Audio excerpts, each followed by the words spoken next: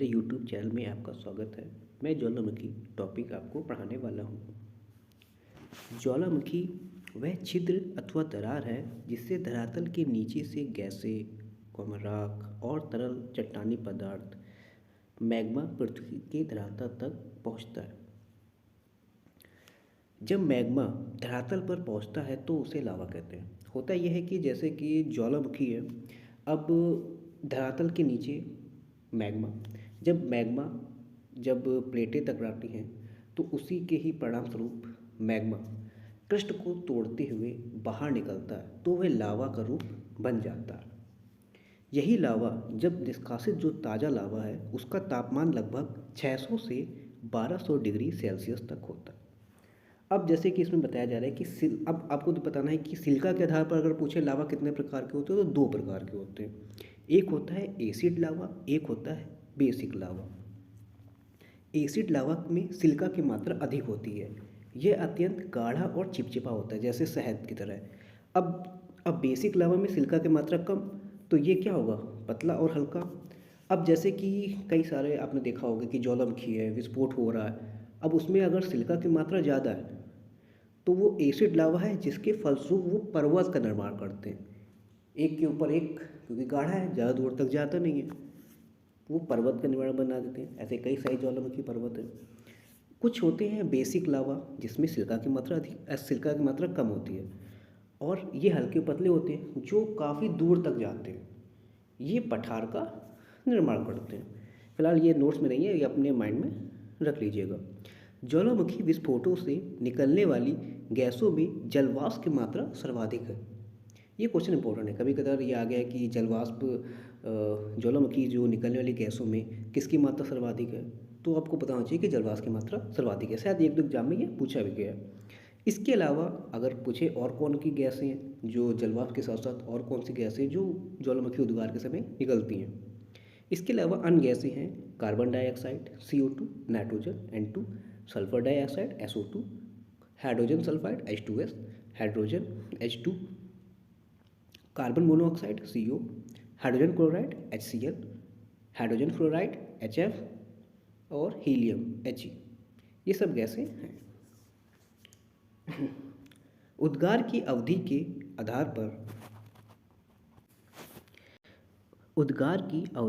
आधार पर ज्वालामुखी के प्रकार। सक्रिय ज्वालामुखी। इस प्रकार के ज्वालामुखी में प्रायः विस्फोट तथा समय समय पर लावा, धुआं तथा अन्य पदार्थ निकलते रहते हैं। एक्टिव वोल्केनो जिसे कहते हैं, उसमें देखा जाएगा कि समय समय पर उसमें धुआं, जलवाष्प ये निकलते रहते हैं, उनको सक्रिय ज्वालामुखी कहते हैं। उदाहरण में देखा जाए तो वर्तमान में संसार का सर्वाधिक सक्रिय ज्वालामुखी किलायु है जो अमेरिका के हवाई द्वीप में स्थित है। ये माना जा रहा है कि 1993 से 2018 तक अब पूरा ये इसका लावा धुआं है वो निकलता आ रहा है, जो कि नवीनतम है अभी तक के सभी ज्वालामुखी में। आकार की दृष्टि से पृथ्वी पर सबसे बड़ा सक्रिय ज्वालामुखी मोना लोवा है जो हवाई द्वीप में स्थित है। माउंट एटना ज्वालामुखी इटली के सिसिली द्वीप पर स्थित यूरोप का सर्वाधिक सक्रिय ज्वालामुखी है। स्ट्राम्बोली ज्वालामुखी भूमध्य सागर के सिसिली के उत्तर में स्ट्राम्बोली पर अवस्थित एक सक्रिय, जिसे जर्गस ज्वालामुखी भी कहते हैं, इसे भूमध्य सागर का प्रकाश स्तंभ कहते हैं। क्यों कहते हैं? क्योंकि ये सक्रिय ज्वालामुखी है जिसके ज्वालामुखी उद्गार के समय ये प्रकाशमान होता रहता है, जिस वजह से वहाँ पे रोशनी होती है और इसीलिए इसको भूमध्य सागर का प्रकाश स्तंभ कहते हैं। ओजस डेल सलाडो, ये इंपॉर्टेंट है, कभी क्वेश्चन पूछा भी गया है कि ओजस डेल सलाडो कौन सा ज्वालामुखी है, तो आपको पता होना चाहिए ये एक सक्रिय ज्वालामुखी है। ओजस डेल सलाडो कहाँ पर है? चिली एवं अर्जेंटीना की सीमा पर है स्थित सक्रिय ज्वालामुखी है। इसकी ऊंचाई पूछी जा सकती है, लगभग 6893 मीटर है। यह विश्व का सबसे ऊंचा सक्रिय ज्वालामुखी पर्वत है। अगर क्वेश्चन बन जाए कि सबसे ऊंचा सक्रिय ज्वालामुखी पर्वत कौन सा है, तो बन जाएगा ओजस डेल सलाडो। कुछ सक्रिय ज्वालामुखी हैं जो आपको याद भी रखने हैं। माउंट येरीबस, ये कहाँ पे है? ये अंटार्कटिका के रॉस द्वीप में है।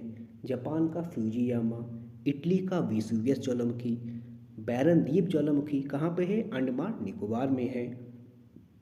माउंट सेंट हेलेंस ये कहाँ पे है? USA में है। इसको फ्यूजियामा ऑफ अमेरिका भी कहते हैं। प्रसुप्त ज्वालामुखी, इस प्रकार के ज्वालामुखी में दीर्घकाल से विस्फोट नहीं हुआ है, किंतु इसकी संभावना बनी रहती है। उदाहरण, ईरान का दामवंद, तंजानिया का किलिमंजारो और अंडमान निकोबार का नारकुंडा द्वीप, ये सब क्या है? प्रसुप्त ज्वालामुखी है। अब आते हैं मृत ज्वालामुखी के बारे में पढ़ने।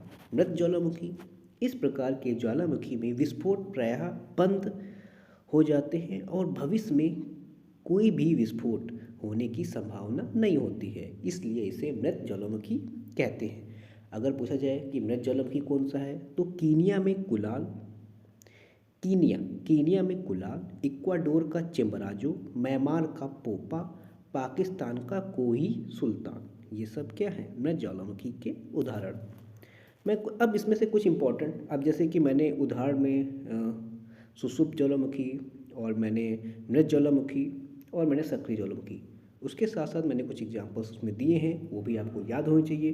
साथ ही साथ में कुछ अलग इम्पॉर्टेंट महत्वपूर्ण ज्वालामुखी पर्वत और उनके देश के बारे में एक लिस्ट बना रहा हूँ, जो कहीं ना कहीं एग्जाम में पूछे गए हैं और आपके आने वाली परीक्षा में महत्वपूर्ण हो सकते हैं।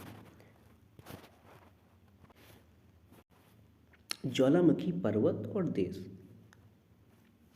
Mount Kinabalu Malaysia, Mount Rainier USA, Al Burj Iran, Mount Paricutin Mexico, Aconcagua Argentina, Mount Apo Philippines, Kilimanjaro Tanzania, Krakatoa Indonesia, Sabancaya Peru, Mount Taal Philippines,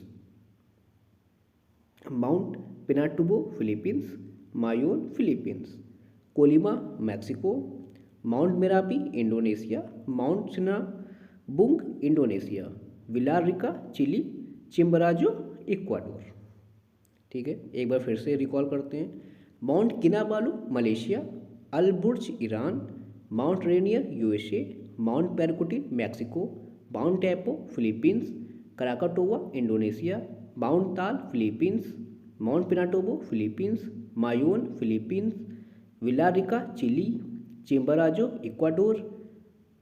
इस पर देख लेते हैं। Kilimanjaro Tanzania, Sabancaya Peru, Colima Mexico, Mount Merapi Indonesia, Mount Sinabung Indonesia.